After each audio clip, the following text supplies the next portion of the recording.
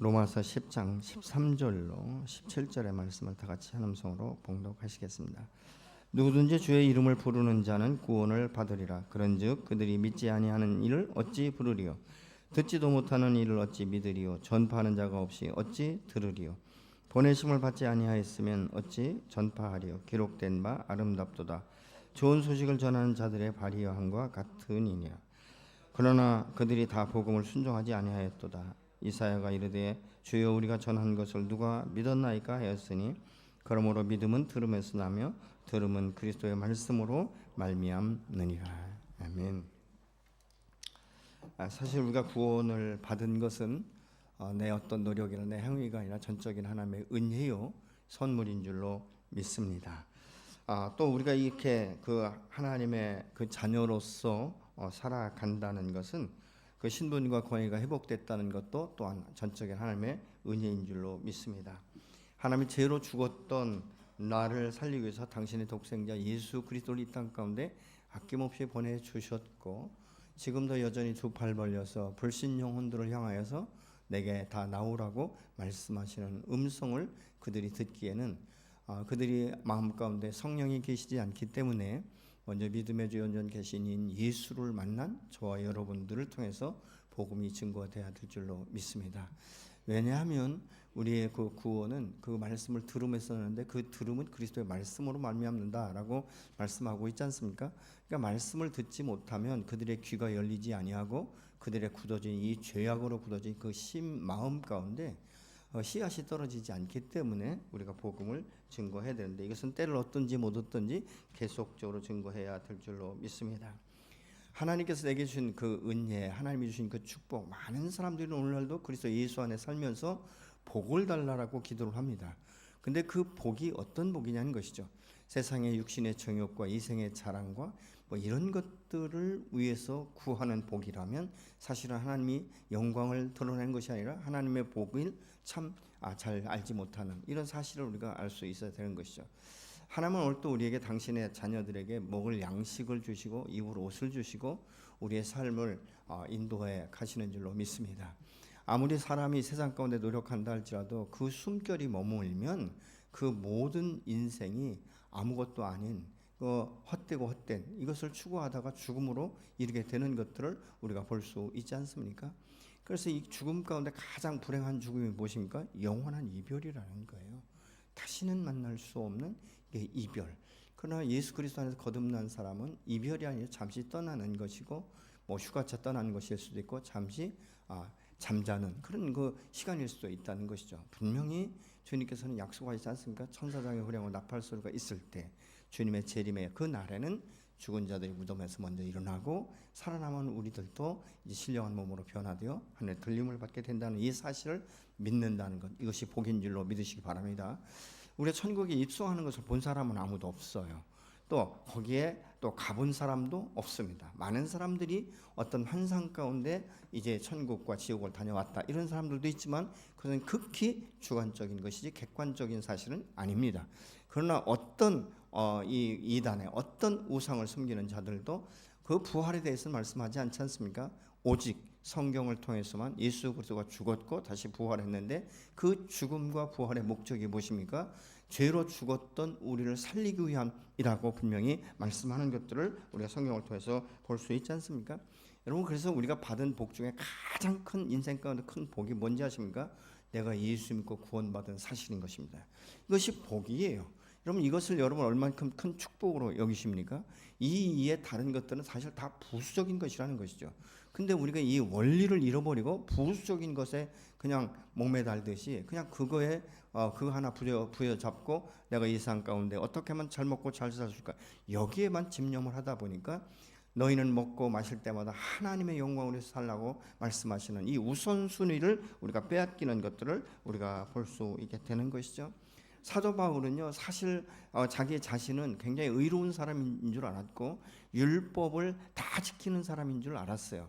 근데 다메섹 도상에 가다가 부활의 주님을 만난 후에 자기가 지금까지 생각했었던 이 견고한 진과 같은 선민의식과 이 율법 사상을 얼마나 자기가 신처럼 모셨는지 그것을 깨닫고 회개하면서 이렇게 말을 합니다.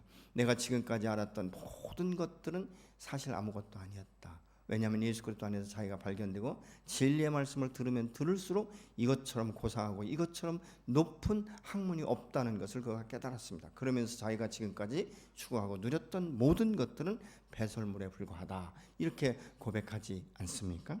그것은 무엇입니까? 변화라는 것입니다. 근데 사도 바울이 변화를 받고 보니까 자기의 동족 유대인들이 여전히 선민의식을 가지고 살아가는 것이죠.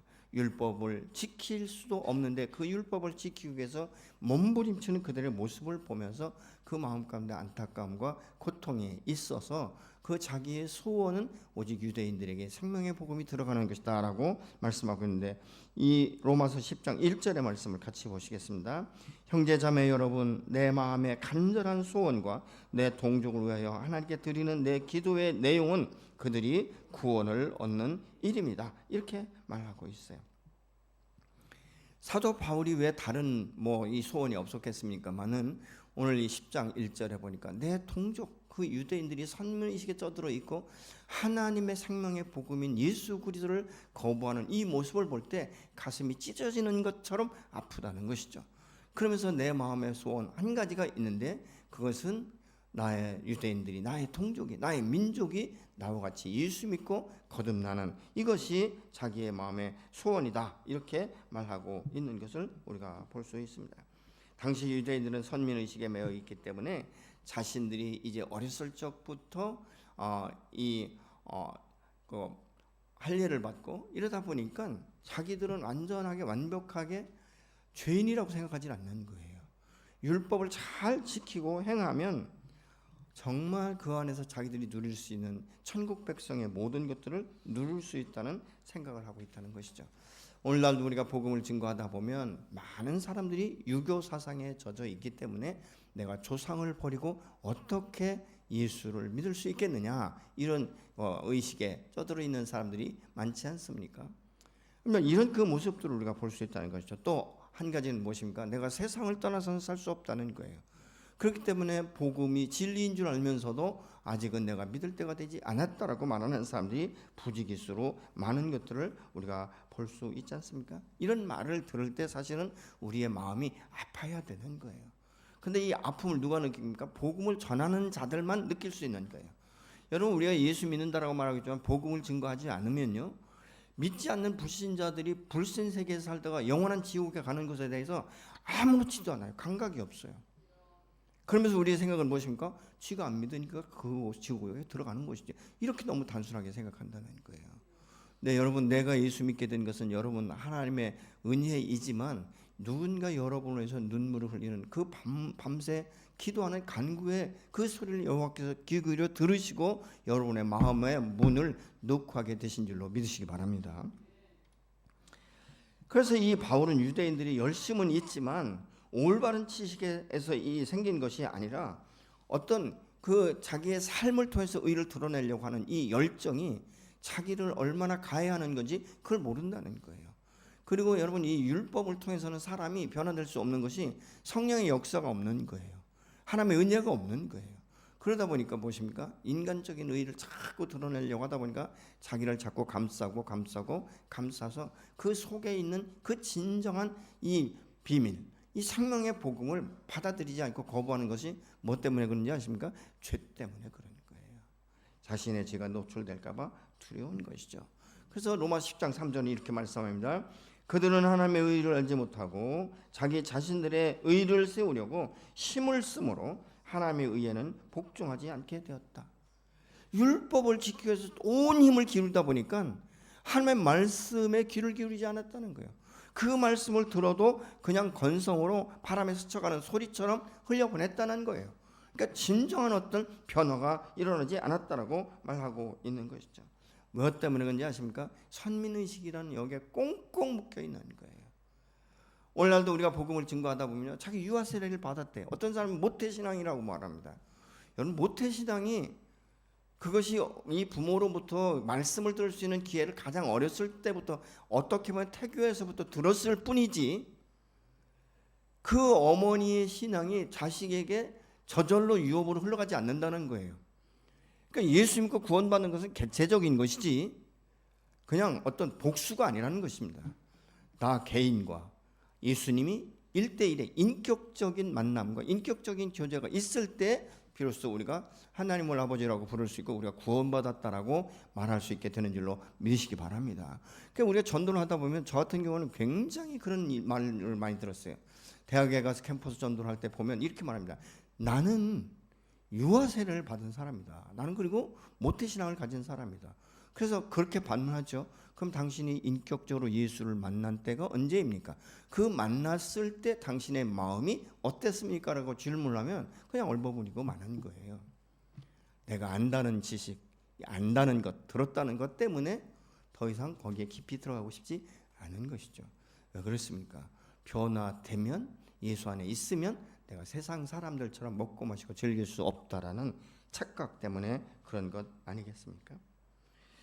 여러분, 이 유대인들, 이스라엘 백성들은요, 언약 백성의 의무인 율법을 준수하기 위해서 온 힘을 다 기울였다라고 말을 합니다. 그러니까 여러분이 바리새인 같은 경우 기도할 때 뭐라고 합니까? 나는 뭐 11조를 하고 일주일에 몇 번 금식을 하고 매 시간에 기도를 하고 이런 이야기들을 하는 것을 볼 수 있지 않습니까? 여러분이 기도라는 것은요, 물론 우리가 예수의 이름으로 기도하고 있지만 불신 영혼들도 우상을 섬기는 자들도 다 기도드린다라고 말합니다. 그렇지 않습니까? 근데 그 기도의 목적이 무엇이고 그 기도의 대상이 누구냐는 것이죠. 그분이 바로 살아계신 하나님이며 전능하신 하나님이며 나의 아버지시며 나의 구원자라는 이 사실을 내 마음 가운데 인정하느냐는 것이에요. 아니면 내가 급급하니까, 내가 힘드니까 이 문제를 해결하기 위해서 하나님 앞에 나가 기도하는 것 아니냐는 것이죠. 근데 이 유대인들이 그렇게 엄격하게 자기를 치고 복종하고 한다 할지라도 율법을 완성할 수 없는 것은 뭐니까 100가지라면 99가지를 지키고 한 가지를 지키지 않아도 그것은 무엇입니까? 지키지 못한 것이 되어버리는 것이에요. 근데 그들은 그럼에도 불구하고 자기들이 이방인들과 마찬가지로 죄의 노예이기 때문에 율법을 지킬 수 있는 능력이 전혀 없다는 것과 실제로 율법을 행하지 못해서 이방인과 함께 하나님의 심판대 앞에 선다는 이 사실을 인정하고 싶지 않은 거예요. 이게 놀라운 거예요, 여러분. 자기 자신이 속고 있는 것입니다. 뭐 때문에요? 선민이라는 이 사고방식 때문에, 모태신앙이라는 이 사고방식 때문에, 유아세례를 받았다는 이 사실 때문에 그럴 수 있다는 것이죠. 그래서 이스라엘 사람들은 그리스도 안에 나타난 하나님의 구원의 은혜를 모르고 자신들의 막연한 그 삶 속에 인간적인 행위로 인해서 의를 이루려고 하는, 하나님의 그 기준에 도달하려고 하는 이런 이 삶을 살다 보니까 얼마나 몸부림치는 열심과 열정을 가지고 살아가는지 모릅니다. 근데 그것은 무엇입니까? 잘못된, 마치 우상에게 절하는 것과 다를 바가 없는 그런 삶을 살아간다는 것이죠. 여러분, 사람이 완전히 완벽한다, 자기는 뭐 온전하다라고 말하지만 흠이 없는 자가 없는 거예요. 사도 바울 같은 경우도 왜 예수 믿는 사람을 핍박했습니까? 자기처럼 되라고 예수 믿는 사람을 핍박한 거예요. 너희 잘못하고 있다, 잘못 살고 있다, 너희 속고 있다, 이런 마음을 가지고 이 사도 바울은 나름대로 행동했던 것들을 우리가 볼 수 있게 되는 것이죠.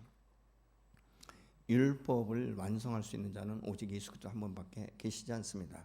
예수님 십자가에서 말씀하실 때도 율법을 폐하했다라고 말씀하지 않습니다. 다 이뤘다라고 말씀하고 있죠. 율법을 완성시키신 것입니다. 그렇기 때문에 우리가 예수 믿는 우리가 성령 안에서 그 주의 이름 앞에 살아갈 때 우리를 의롭다라고 칭하시기 때문에 아직도 내가 내 삶 가운데 여전히 죄를 범하고 있지만 하나님은 그럼에도 불구하고 예수 그리스도의 이름으로 그 죄를 고백할 때 사하시면서 우리를 여전히 의롭다라고 칭하시는 하나님의 놀라운 은혜가 있기 때문에 오늘 또 의인의 삶을 우리가 살아가게 되는 줄로 믿으시기 바랍니다. 그래서 사도 바울은 이 진리를 깨닫기 전에 자신이 얼마나 이 흠이 없는 자인지 그걸 자기가 알았다라고 말을 하고 있어요. 빌립보서 3장 6절의 말씀을 같이 보시겠습니다. 열심으로는 교회를 박해한 사람이요 율법의 의로는 흠잡을 데가 없는 사람이었습니다. 율법의 의로는 흠잡을 데가 없다라고 말을 하고 있어요. 여러분, 예수님을 찾아온 이 젊은 청년이 있었지 않습니까? 그때 내가 어떻게 하면 내가 당신을 따를 수 있습니까? 이렇게 그가 질문하니까 주님께서 뭐라고 말합니까? 그 하나님의 말씀을 지키라고 말하니까 나는 어렸을 적부터 율법을 다 지킨 사람입니다. 근데 주님께서 마지막으로 뭐라고 말합니까? 내 재산을 팔아서 가난한 자들에게 다 돌려주고 나를 따르라. 너의 그 마음 가운데 있는 이 높아진 마음, 이 교만한 마음, 이것을 내려놓고 나를 따르라고 말하니까 이 사람이 예수님을 따라가고는 싶은데 이 세상의 것들이 너무 많기 때문에, 물질을 포기할 수 없기 때문에 심히 고민하고 방황하다가 결국은 돌아갔다. 이렇게 성경은 말씀하는 것을 우리가 볼 수 있지 않습니까? 근데 이 사도 바울이 부활의 주님을 만나면서부터 자기가 지금까지 알고 있었던 모든 지식은 다 해로 여긴다. 이렇게 고백을 하고 있습니다. 빌립보서 3장 8절 9절의 말씀을 같이 보시겠습니다. 그뿐만 아니라 내 주 예수 그리스도를 아는 지식이 가장 고귀함으로 나는 그 밖에 모든 것을 해로 여깁니다. 나는 그리스도 때문에 모든 것을 잃었고 그 모든 것을 오물로 여깁니다. 나는 그리스도를 얻고 그리스도 안에 있는 사람으로 인정받으려 합니다. 나는 율법에서 생기는 나 스스로의 의가 아니라 그리스도를 믿는 믿음으로 말미암아 오는 의, 곧 믿음에 근거하여 하나님께서 오는 의를 얻으려고 합니다. 이렇게 지금 말하고 있어요. 인간적으로 자기의 육신을 쳐서 어떻게 복종시키는 이것이 아니라 예수 그리스도 안에, 그 생명의 복음 안에, 그 진리 가운데 그 말씀대로 의를 얻으려고 내가 지금도 달려가고 있다. 이렇게 지금 고백하는 것을 볼 수 있지 않습니까? 근데 사도 바울이 이 고백을 언제 했느냐는 것이죠. 바로 자기가 부활의 주님을 만난 후부터 그런 일들을 하고 있는 것이죠. 그래서 우리가 예수를 만나는 것은 큰 축복이요 은혜인 줄로 믿으시기 바랍니다. 여러분 예수님을 언제 만나셨습니까? 인격적으로 만나셨습니까? 그리고 이 예수를 만난 후에 성령의 역사함 가운데 여러분의 삶이 변화되셨습니까? 세상에서 추구하는 것들이 바뀌셨습니까? 여러분의 삶의 우선순위가 하나님의 영광을 위한 그것입니까? 아니면 무엇입니까? 나의 만족을 위한 것입니까? 세상의 권력을 위한 것입니까? 우리는 이 부분에 대해서 다시 생각해 봐야 되는 것이죠. 내가 예수 믿고 거듭난 것이 복인이라는 사실을 여러분 이것이 얼마나 가장 큰 축복인지 아십니까? 내가 만난 예수를 그렇기 때문에 증거하는 것은 자연스러운 거예요. 여러분 우리 아이가 학교에서 1등만 해도 자랑하고 싶어서 입이 근질근질하지 않습니까? 얼마나 입이 근질근질합니까? 우리 애가 이번 중간고사 1등 했대. 내가 그럴 줄 알았어. 걔가 얼마나 열심히 노력하고 공부했는지. 이런 말을 그냥 가만히 여러분 가족들하고만 대화하십니까? 말하고 싶죠. 근데 내가 말 안 해도 사람들이 물어봐요. 아니 아무개 엄마 걔가 이번에 1등 했다며. 그 비법이 뭐야? 어느 학원 보냈어? 어떤 선생님 만났어? 이런 얘기 딱 물어보기 때문에 어쩔 수 없이라도 대답하게 되어 있는 거예요. 근데 여러분 이것은 무엇입니까? 내가 예수를 만난 후에 변화되면 아무개 엄마 왜 그렇게 바뀌었어? 당신 말하는 게 옛날에는 굉장히 부정적인 게 많고 염려와 근심이 떠나지 않는 사람처럼 아주 고민 덩어리처럼 살더니 어느 날부터 당신을 보니까 얼굴이 밝아졌어. 고민을 안 해. 그전에 같으면 애 때문에 자기의 어떤 몸매 때문에 이런 것 때문에 그렇게 고민하고 그러더니 요즘에는 얼마나 자신감 있게 말하는지 참 내가 부러운데 그 비법이 뭐야? 이렇게 물어볼 수 있는 거예요. 참 제가 말이죠. 원래 얼굴이 참 잘생기지 않았습니까? 멋있잖아요. 근데 요즘에 사람들이 만나면 뭐라고 말하는지 아십니까? 목사님 얼굴은 왜 그렇게 변함이 없냐는 거예요. 우리 그 박종호 목사를 만났는데 이번에 그러는 거예요. 목사님 여전하시네요. 나는 지금 암에 걸리고 항암도 하고 그랬는데 여전하다는 거예요. 근데 여러분 그러니까 그러면서 뭐라고 하는지 아십니까? 우리 동기들이 목사님 뭘 먹었길래, 뭘 발랐길래, 나 원래 그래 안 믿어요. 그러니까 그렇게 얘기하는 거죠. 우리 와이프가 반찬 잘해줘. 잘 먹고 있어. 이런 얘기를 하는 거예요.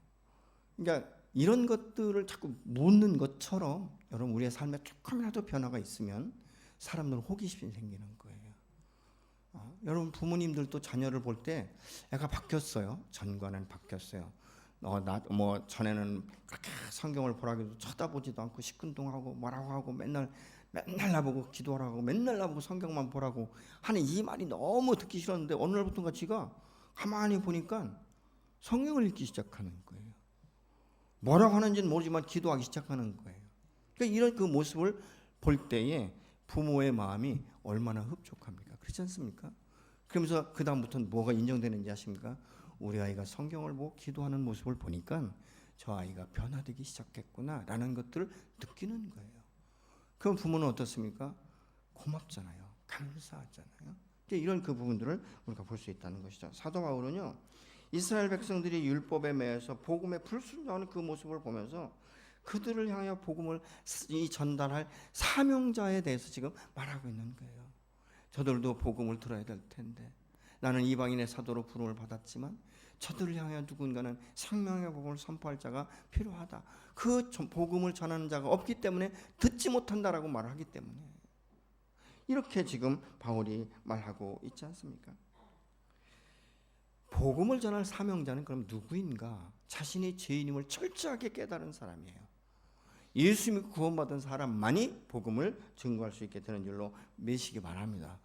더러는요, 사람들이 무당을 통해서도 복음 앞에 나오는 자들이 있어요. 근데 복음을 듣고 나오는 것이 아니라 당신은 예수 믿을 팔자다, 예수 믿을 문명이다, 당신은 예수밖에는 없다, 이 말을 무당이 하면 그렇게 복음을 증거하는 목사의 말보다도 더 신뢰가 된다니까요. 그러니까 그들이 그 말을 듣고 교회에 나와서 새신자반이라든가 하나님의 말씀을 듣는 중에 깨닫게 되는 거예요. 어떤 분이 이렇게 말을 해요. 자기가 이제 복음을 증거하긴 해야 되는데 육체가 아프니까 병원에 입원을 했다는 거예요. 그래서 알바생을 구할 때 자기 몸을 잘 돌볼 수 있는 사람이 아니라, 그리고 지금 젊은 사람들, 아마 대학생들을 썼던 것 같아요. 이렇게 책의 내용을 보면. 근데 이 아이들에게 뭘 시키냐면요, 사복음서를 계속적으로 반복해서 읽게 한다는 거예요. 근데 사복음서를 읽을 때 예를 들면 요한복음 3장 16절이나 요한복음 5장 24절 말씀은 다 아는 거잖아요. 요한복음 1장 12절 같은 경우 다 보편적으로 예수 믿고 1년 이상이 되면 다 암송하는 말씀이에요. 근데 그 말씀을 반복적으로 몇 번씩 강조해서 읽어달라고 한다는 거예요. 근데 놀라운 것은요, 아이들이 그렇게 말씀을 읽어주다가 어느 순간인가 말씀에 딱 부딪혀서 예수 믿기 시작한다는 거예요. 근데 그 사람이 1년 동안 10명의 이 사람이 복음서를 읽다가 예수 믿고 구원받았다는 거예요. 참 놀라운 일 아닙니까? 그렇게 말로 증거하기 어렵지만 돈 받고 하는 일이니까 성경을 읽기 시작한 거예요. 뭐 믿음이 있어서 성경을 읽습니까? 알바니까 읽어주는 거예요. 근데 읽어주는 가운데 이 사람이 어떤 기도했을 것 같아요?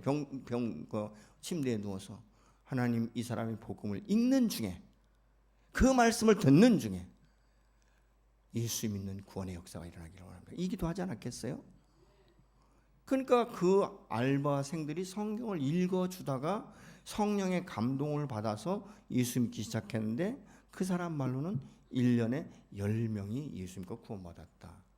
여러분, 하나님이 얼마나 기뻐하시는 일이겠습니까? 그러니까 이런 그 놀라운 일들을 우리가 볼 수 있다는 것이죠. 여러분, 아무리 좋은 옥토밭이 있다 할지라도요, 씨를 뿌리지 않으면 열매를 거둘 수 없습니다. 여러분, 음식을 우리가 할 때 아무리 좋은 소금이 부뚜막에 있다 할지라도 소금을 넣지 않으면 간이 배어지지 않는 거예요.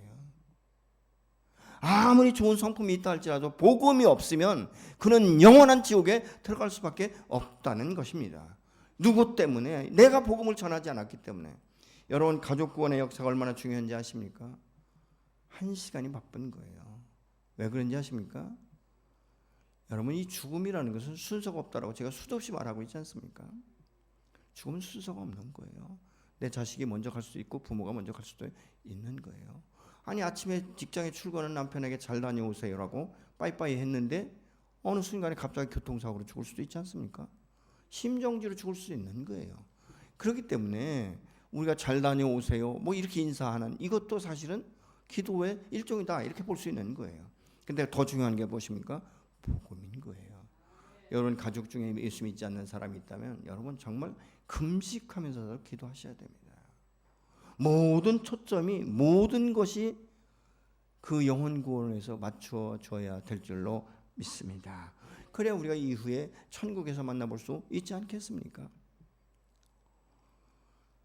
여러분, 우리가 생각해 보세요. 이 육체는요, 길어봐야 100년, 120년, 언젠가는 죽게 되어 있어요. 무두셀라가 900여 년을 살았지만 결국은 죽지 않습니까?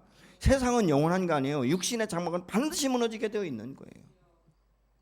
그러나 그 영혼의 생명은 영원성이에요. 죽음이 없어요. 어떻게 바꿀 수가 없는 거예요. 천국과 지옥을 바꿀 수가 없는 거예요. 그렇기 때문에 내가 살아있는 동안 복음을 증거하는 것이죠. 그런데 때로는요, 내가 살아있는 동안 복음을 증거하다가 내가 먼저 갈 수도 있어요. 그러면 그 사후에 사람들이 그것을 기억하면서 예수 앞에 돌아온다는 거예요. 그 말에 대해서는 우리 조지 밀러가 그런 이야기 하지 않습니까? 5만 번의 기도 응답을 받았다라고 말하고 있지만 자기의 친구로 해서 간절히 기도했지만 돌아오지 않은 사람들이 있었다는 거예요. 근데 그들이 그 조지 밀러를 장례 치르고 난 후에 주님 앞에 돌아왔다는 것을 그 책을 통해서 말하고 있지 않습니까? 무엇입니까? 기도의 응답이라는 것이죠. 기도는 반드시 응답되게 되어 있는 거예요. 그러니까 이사야 같은 경우도 이렇게 말을 해요. 내가 그렇게 달려가면서 복음을 증거했지만 믿는 사람이 누구입니까? 믿는 사람이 없었다는 거예요. 여러분 열심히 전도했는데 열매가 없어요. 얼마나 허망한지 아십니까? 전도해 보신 분들은 알아요. 그렇게 노방전도를 하고 그렇게 가족전도를 해서 별짓을 다해도 예수 믿지 않는 그들의 변함없는 그 신실한 모습을 볼 때 마음이 미어지는 거예요. 이 고통이 있는 거예요. 이 고통을 느껴야만 우리가 끝까지 복음을 전하게 되는 줄로 믿으시기 바랍니다. 여러분 누군가 복음의 씨를 뿌려야 싹이 나고 전하는 사람이 있어야 생명의 선한 역사가 일어나는 것 아니겠습니까? 에스겔서 2장 5절의 말씀을 같이 보시겠습니다. 그들은 반역하는 족속이다. 듣든지 말든지 자기들 가운데 예언자가 있다는 것만 알게 될 것이다. 그러니까 듣든지 안 듣든지 복음을 증거하는데 그 이스라엘 백성들이 그들이 듣든지 안 듣든지 자기들이 알고 있는 것은 우리 안에 예언자가 있었다, 선지자가 있었다는 것을 기억하게 된다는 거예요. 여러분이 복음을 증거할 때 아무런 흔적도 보이지 않는 것 같지만 그들은 언젠가는 여러분이 복음을 증거해 준 그 사실을 기억하게 된다는 거예요. 여러분 우리가 이 너는 세상과 우상에 묶여 있는 이거 저들의 그 반응에 두려워하지 말라는 거예요. 그들이 듣든지 안 듣든지 그들의 반응에 묶이거나 힘들어하지 말라라고 지금 말하고 있는 거예요. 우리가 복음을 전할 때 담대하게 나가야 된다는 것입니다. 여러분 왜냐하면 이 복음을 이 세상의 어둠의 공중권세 잡은 자가 딱 붙들고 있기 때문에 그거 쉽게 예수 믿지 않습니다. 예수 믿으라고 전도할 때마다 예수 믿으면요 세상 다 변화됐을 거예요. 얼마나 끈질긴지 모릅니다. 이제 아이들이 성장을 뭐라고 말하는지 아십니까? 종교는 자유인데 엄마 왜 그래? 이렇게 얘기하기 시작하는 거예요. 여러분 이거 참 말로 표현할 수 없는 고통입니다. 믿음의 계보가 계속적으로 이게 유업으로 흘러가야 되는데 내 대해서 끝났다는 것은 굉장히 슬픈 일이에요. 그렇기 때문에 우리가 살아있는 동안에 우리 자녀들에게 복음을 증거하고 그 삶을 살아가야 되는 줄로 믿습니다. 여러분 우리는 어떤 때 전도를 하다 보면 이 사람에게 복음을 전했다 안 받아들일 때 다음 관계가 어떻게 될까 어렵지 않을까 이런 생각 때문에 복음을 전하는 것에 망설임이 있을 수 있어요. 근데 아니에요. 사랑하기 때문에 전해야 되는 거예요. 조혜연 씨가 말이죠. 복음을 전할 때 이렇게 말했대요. 언니 나한테 복음을 전하면 다시 오지 마. 내가 언니 전화번호 탁 지워버릴 거야. 그렇게 얘기했다는 거예요. 근데 그럼에도 불구하고 그에게 말하기는 너는 그래도 예수를 믿어야 될 거야. 이렇게 말을 했다는 것이죠. 근데 결국 그 예수를 믿고 나서 말이죠. 조혜연 씨가 얼마나 성경을 팠는지 지금 성경을 복음을 증거하는 테이프를 들어보면요. 신학자 이상으로 가요. 얼마나 열정적으로. 그러니까 자기 어머니를 전도했다는 것은 말로 표현할 수 없잖아요. 어머니 자보다 더 큰 심한 불당이었다는데. 이런 일들을 우리가 보고 듣지 않습니까? 그러니까 자기가 그렇게 핍박한 것만큼 복음을 증거하는 일이 앞장서는 것을 볼 수 있어요. 사도 바울이 그렇게 그리스도를 핍박한 것 이상으로 복음을 증거할 때 때로는 태장을 맞기도 하고 때로는 돌에 맞아 죽을 뻔도 하고 그래도 계속적으로 생명이 다하는 그날까지 순교의 날까지 복음을 증거하는 것들을 우리가 볼 수 있지 않습니까? 여러분 관계가 중요한 것은 무엇입니까? 관계가 끊어지는 것이 아니에요. 그가 나하고 관계를 끊으려고 하는 생각을 하면 할수록 그 마음 가운데 고통이 오는 거예요. 그 사람이 전한 것이 복음이지 잘못되라고 전한 건 아무것도 없지 않습니까? 그러니까 그 생각을 하게 되는 거예요. 언젠간 돌아오면 뭐라고 말하겠습니까? 참 고맙다 이렇게 말하지 않겠습니까? 여러분 이 베드로와 요한이 복음을 증거하니까요 그 사람들이 이 베드로와 요한을 무식하게 봤는데 그들이 전하는 말씀의 능력이 있기 시작하고 환자가 치료되기 시작하는 거예요. 그러니까 이 사실을 어떻게 말로 표현할 수 없고 반대할 수 없잖아요. 그러니까 조용히 이 사람들을 부르는 거예요. 너희는 다시는 너희가 전하는 예수를 증거하지 마. 이렇게 말하거든요. 그러니까 굉장히 위협적으로 말하고 있는 거예요.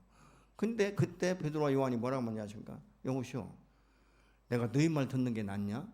하나님의 말씀을 듣는 게 더 옳으냐? 이렇게 말하는 거예요. 뭐예요? 모든 것의 상위법은 하나님이라는 거예요. 너 인간이 무지하기 때문에 나를 핍박하고 복음을 증거하지 못하게 하고 있지만 나는 예수 그리스도부터 사명을 받은 자다. 내가 예수 믿고 구원받아 보니까, 내가 예수님과 함께 그 제자 훈련을 받다 보니까 이것보다 더 좋은 것이 없고 부활의 주님을 만났는데 이것을 내가 증거하지 않고 어떻게 살 수 있느냐, 이렇게 지금 베드로와 요한이 말하고 있는 것이죠. 내가 복음을 전하지 않으면요, 하나님은 다른 사람을 통해서 아니면 다른 방법을 통해서도 하나님의 생명의 복음은 이 땅 가운데 주님 오시는 그날까지 영원토록 증거하는 역사가 일어나게 되는 줄로 믿으시기 바랍니다. 나 아니면 누가 하겠지? 예, 그럴 수 있습니다. 그러나 내 상급은 아무것도 없게 되는 것이죠. 조지 휘필드라는 사람이 있습니다. 1714년생인데 어린 나이에 아버지가 돌아가셨어요. 어린 나이에 아버지가 돌아가시고 나니까 이 어린 사람이 뭐 세상에 뭐 의지할 데가 없지 않습니까? 그래서 이 사람이 이런 말을 해요. 나는 어렸을 적에 남자들이 범죄할 수 있는 모든 것들을 다 경험한 사람이다. 근데 그 범죄가 뭔지는 모르겠지만 한번 생각해 보시오. 남자들이 하고 싶은 일을 다 해봤다. 근데 그게 이제 허망한 거죠. 그러면서 그가 그렇게 말합니다. 나는 그럼에도 불구하고 행복하지 못하였다. 그래서 18세 때에 이 사람이 이제 그 양심의 죄책을 느끼게 했다라고 말하면서 18세 때 일하던 술집에서 이제 나와서 옥스퍼드를 갑니다.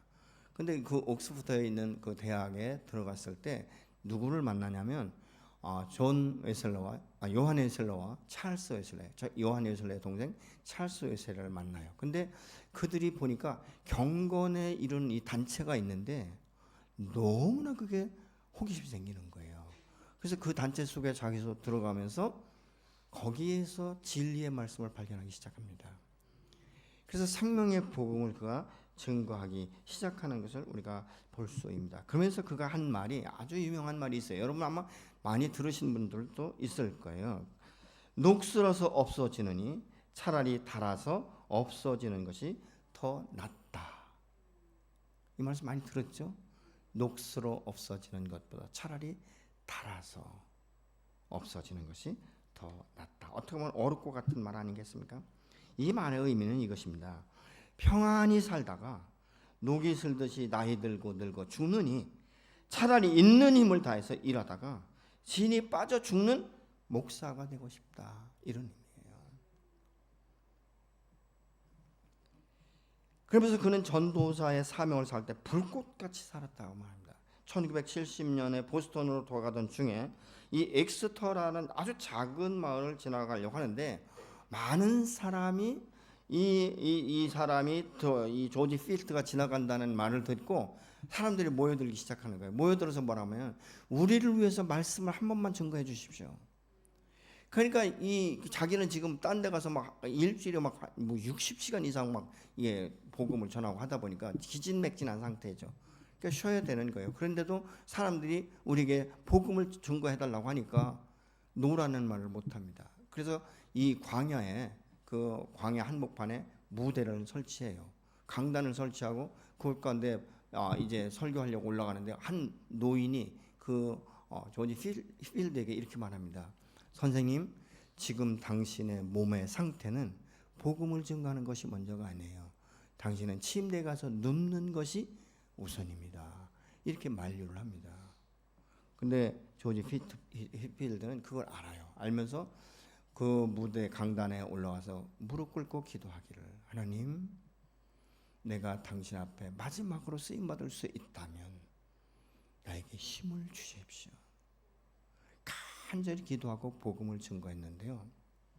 그날 수많은 사람들이 그의 설교를 듣고 회개하는 역사가 일어났다는 거예요. 그러면서 그의 그 말이 그의 말을 이렇게 말을 합니다. 그는 그곳 가운데서 말씀을 증거한 이 말씀이 그의 인생 가운데 가장 아주 그 능력을 나타내는 아주 귀중한 말씀 중에 하나였다라고 말을 해요. 그리고 나서 그가 이제 숙소에 돌아갔는데 아침 일찍부터 사람들이 그거 있잖아요. 은혜 받으면 막 또 가서 막 깨우잖아요. 아침에 갔는데 그는 이미 하나님의 부르심을 받고 천국에 입성했더라는 거예요. 근데 그때 그의 나이가 56세였어요. 근데 이 조지 휘필드가 미국에 어떤 그 부흥의 영향력을 했냐면요. 1차 부흥의 역사보다도 더 강력한 제2의 부흥의 물결을 일으키는 선도자가 되었다라고 말합니다. 여러분, 우리가 인생은 길고 짧은 게 중요한 것이 아니에요. 어떻게 살았느냐, 사후에 그를 어떻게 인식하고 있느냐, 이것이 매우 중요한 줄로 믿습니다. 그가 남긴 말 중에 여러 가지가 있어요. 주님, 나는 당신의 일을 하다가 내가 지친 것은 사실입니다. 그러나 한 번도 내가 이 일 때문에 짜증을 내본 적이 없습니다. 그러니까 그런 말들도 합니다. 하나님은 오늘 또 하나님의 그 진노의 심판을 막아설 한 사람을 찾고 계세요. 그게 누구일까요? 목사일까요? 사무일까요? 전도사인가요? 장로 권사인가요? 여러분 어떻게 생각하십니까? 바로 여러분이에요. 하나님은 지금 이 시간에도 여러분 한 사람을 향해 눈을 여겨 보고 계십니다. 야, 네 옆에 있는 내 아빠에게, 내 아내에게, 내 남편에게, 내 자녀에게, 내 형제에게 심판의 진노가 임하게 되는데 이것을 막아서 달라라고 말씀하고 있는 거예요. 왜요? 주님께서 막아설 자 한 사람을 찾고 계시다라고 말씀하고 있지 않습니까? 내가 예면하면 그는 죽음으로 가는 거예요. 영원한 사망의 길로 빠질 수밖에 없는 거예요. 하나님이 찾으시는 그 한 사람, 바로 당신이십니다. 아멘이십니까? 여러분이 복음을 전하지 않는 이 한순간에 여러분의 곁에 있는 사람은 죽어가는 것이에요. 나중에 전하면 되지.